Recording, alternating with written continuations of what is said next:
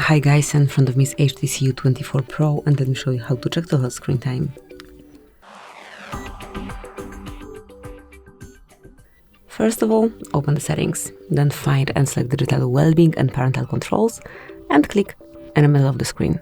So here you will be able to find the detailed information regarding usage of your device, of your screen. You can check screen time, notifications received, or times open.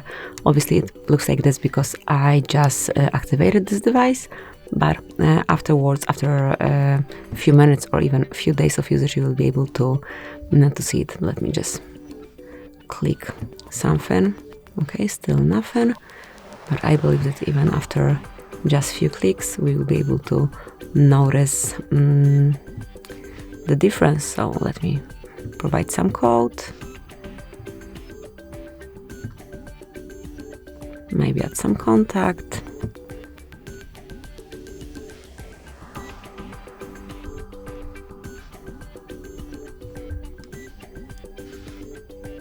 and let's go back to digital well-being.